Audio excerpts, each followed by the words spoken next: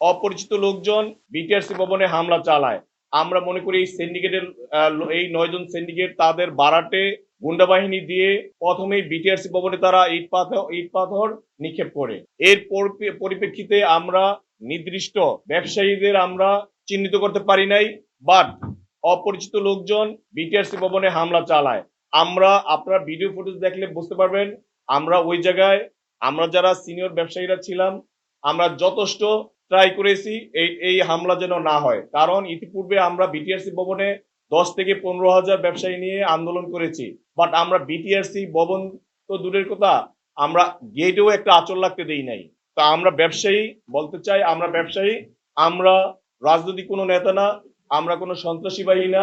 এটা বাংলাদেশের প্রধান উপদেষ্টা বর্তমান সরকার এবং আমাদের যে আপকামিং গভর্নমেন্ট আসতেছে এরাও বোঝার কথা। আপনাদের মাধ্যমে আপনারা বুঝাবেন, আমরা আশাবাদী। তো আমি একজন নাগরিক, বাংলাদেশের একজন সচেতন নাগরিক হিসেবে এতটুকুই বলবো, ফ্যাসিস্ট সরকার চলে গেছে। যাওয়ার পরে জনগণের একটা আশা আকাঙ্ক্ষা ছিল যে অন্তর্বর্তীকালীন সরকার, জনগণ যাদেরকে বসিয়েছেন তারা সুন্দরভাবে কাজ করবে, দেশের জনসাধারণ ভালোভাবে থাকবে, চলাফেরা করবে, স্বাধীনভাবে চলাফেরা করবে, নিজেদের ব্যবসা বাণিজ্য নিজেরা করবে, যারা চাকরি করে চাকরি করবে। তো একটা বিশ্বাস ছিল মানুষের। কিন্তু আমরা দেখতে পাচ্ছি যে মানুষের সেই বিশ্বাসের জায়গাটুকু, আস্থার জায়গাটুকু এই সরকার রাখেনি। যে এই ভদ্রলোকের কথা বললেন, তিনি ফয়েজ আহমেদ তৈয়ব সাহেব, উনি কথা দিয়েছিলেন যে মার্চ মাস পর্যন্ত এটা বর্ধিত করবে। আপনারা অলরেডি একটা রেকর্ডিং শুনেছেন যে সে 3 মাস বর্ধিত হতে রাজি হয়েছিল, এবং সেটা তাদের ওয়েব পেজে, বিটিআরসি ওয়েব পেজে দিয়েছিল না। দেওয়ার পরে 3-4 দিনের মাথায় সেটা সরিয়ে ফেলছে। আমি একজন ক্ষুদ্র মোবাইল ব্যবসায়ী। আমার নাম মোহাম্মদ আনিসুর রহমান সোহেল।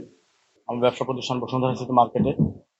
এখন এখানে যারা উপস্থিত আছে এই মিলনায়তনে, এখানে বাংলাদেশের অনেক বিভাগের মোবাইল ফোন ব্যবসায়ীদের প্রতিনিধি আছে। আমাদের যে বিষয়টা নিয়ে আমরা আজকে সংবাদ সম্মেলন করতে চাই সেটা আমি সংক্ষিপ্ত আকারে আপনাদেরকে বোঝানোর চেষ্টা করি। এটা হচ্ছে এনইআইআর সিস্টেম সংশোধন ছাড়া বাস্তবায়ন, যেটা জনস্বার্থে নয়। আর বাজার একচেটিয়া করার ভয়ঙ্কর একটা ফাঁদ তৈরি হচ্ছে, যেটা নিয়ে আমরা আজকে 2 মাসের বেশি সময় ধরে আমাদের একটা শান্তিপূর্ণ আন্দোলন বলুন, প্রতিবাদ বলুন, চলমান। প্রথম বিষয় হচ্ছে, এনআইএ সিস্টেম সংশোধন ছাড়া চালু হলে পুরো বাংলাদেশের মোবাইল বাজার মাত্র 9টি কোম্পানির দখলে চলে যাবে, যাদেরকে আমরা সিন্ডিকেট বলে আখ্যায়িত করে এসে চলেছি। সাধারণ মানুষের আর কোনো বিকল্প থাকবে না ফোন কেনার জন্য তাদের ছাড়া, এবং কোনো বাজারে প্রতিযোগিতা থাকবে না, এবং কাস্টমারকে নির্দিষ্ট অল্প কিছু ব্র্যান্ডের ভেতরেই তাদের পছন্দকে সীমাবদ্ধ রাখতে হবে। এছাড়া এই যে 9টি কোম্পানি একটা সিন্ডিকেট, তারা যেভাবে কলকাঠি নাড়বে, আমাদের পুরো স্মার্টফোন বাজারটা, বাংলাদেশের 18 কোটি জনগণ স্মার্টফোন বাজার ওইভাবেই চলতে বাধ্য থাকবে। দ্বিতীয় বিষয় হচ্ছে, তরুণ সমাজ, স্কুল, কলেজ, বিশ্ববিদ্যালয়ের শিক্ষার্থীরা একটি ভালো মানের স্মার্টফোন কেনার সামর্থ্য হারাবে। দাম বেড়ে যাবে অস্বাভাবিক হারে, যেটা অলরেডি এটা চলমান জানুয়ারি 1 তারিখ থেকেই। ফলে তারা ডিজিটাল সেবা থেকে কার্যত বঞ্চিত হবে, যা দেশের ভবিষ্যতের জন্য বড় ধরনের হুমকি।